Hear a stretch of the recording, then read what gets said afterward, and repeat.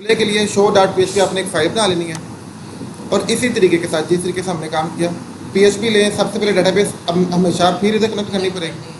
तब हमने क्यूरी इस्तेमाल की थी कौन सी, अब हम कौन सी करेंगे, सेलेक्ट मीन रीड करने के लिए सेलेक्ट स्टैटिक फ्रॉम टेबल है और वो हमने कनेक्शन बना दिया क्यूरी का और डाटाबेस का। ये इतना काम कर लिया। अब डाटा डिस्प्ले करने के लिए मुझे HTML का सहारा लेना पड़ेगा। किसका? ताकि मैं फिर जो है ना वो डाटा क्या कर सकूँ, जैसे हमने इंसर्ट करने के लिए HTML का सहारा लिया था।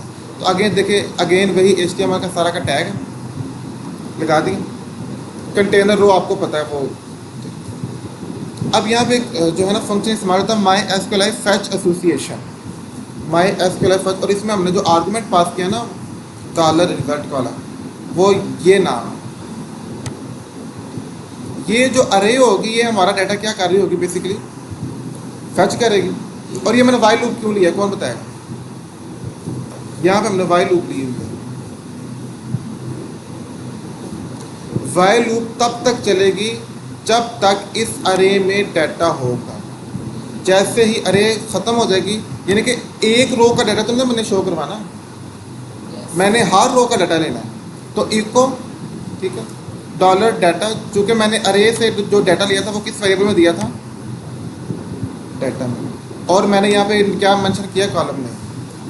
अगर 2 कॉलम होंगे तो यहाँ पे जो है ना वो कामा के बाद 2 आ जाएंगे आपके, 3 होंगे तो यहाँ पे। तो वाइल लूप इस वजह से ली कि हमने जितनी रोज हैं सारा डाटा लेना है। MySQL फैच एसोसिएशन अरे क्या करेगी, डाटा को फैच करेगी।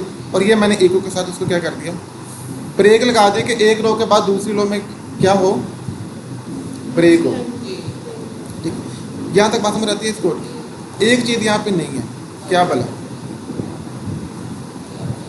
एक चीज़ यहाँ पे देखें, मैंने ऊपर मैंने देखें, ऊपर मैंने सबसे पहले PHP ली और यहाँ पे मैंने क्या कर दी, क्लोज कर दी PHP। फिर मैंने क्या ली, HTML। अब जब MySQL फैच एसोसिएशन अरे थी ना, वो अगेन PHP की थी, वो HTML की नहीं थी। वो किसकी थी? फिर मैंने इसके ऊपर अगेन PHP यहाँ से स्टार्ट की, ठीक है। और ये यहाँ तक जितना काम है ना, यहाँ तक वो सारा चूँकि PHP का था। फिर मैंने यहाँ पे क्या करती, PHP को क्या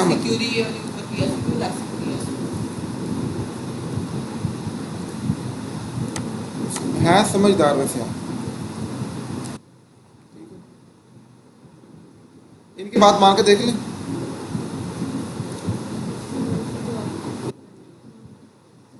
चलिए, इनके कहने पे सारा कोड मैंने HTML का क्या कर दिया, रिमूव कर दिया। जो इन्होंने कहा वैसे ही कर दिया, ऐसे इन्होंने कहा जी ऐसे कर दिया, ठीक है, ठीक है।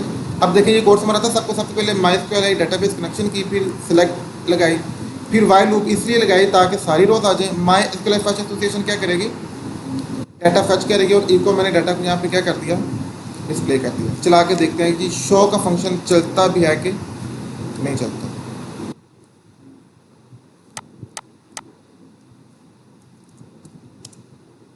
कौन सा फंक्शन है शो का, जो डाटाबेस में था सारा डिस्प्ले होगा, जो डाटाबेस में था सारा। ये बात क्लियर है, शो का फंक्शन भी होगा। अब मैं जी जी हाँ जी, अब मैं तो वो अलग से क्यों किया, मैं सारा क्या करता हूँ, अनडू कर लेता हूँ, जैसा पहले था वैसा कर लेता हूँ। अब इसको अलग में करने का मकसद पता क्या था, क्योंकि अब मैं प्रॉपर, अभी वैसे मैंने किया नहीं, लेकिन अब मेरे पास वो HTML की एक्सेस मौजूद है, तो मैं बूटस्ट्रैप इम्प्लीमेंट करके ना एक रो में प्रॉपर 3 सेक्शन बना सकता हूँ। PHP मुझे इस चीज़ की इजाज़त नहीं देगी, ये बात समझेगी नहीं। यानी कि डाटा को मैं अपनी मर्जी के साथ खूबसूरत डिज़ाइन कर सकता हूँ। क्या कर सकता हूँ? और इसका एक फार्मूला है, जिधर HTML आप HTML को कंटिन्यू करें, जिधर PHP का फंक्शन आया ना उसमें PHP ओपन करके क्लोज कर दें, जैसे यहाँ पे PHP का फंक्शन आया था। और नीचे से फिर जो HTML कंटिन्यू है वो मेरी क्या होगी, कंटिन्यू। अभी ये मैं करूँगा बाद में डिज़ाइन, लेकिन ये मेथड जो है ना वो आपको डिज़ाइन में हेल्पफुल रहेगा, वो मेथड नहीं रहेगा। इसलिए मैंने एक दफ़ा ये मेथड लिया ताकि आपको बाद में मुश्किल ना हो। तो आप वो यूज़ कर लें फ़िलहाल, वो भी ठीक है। अब चलते हैं वापस।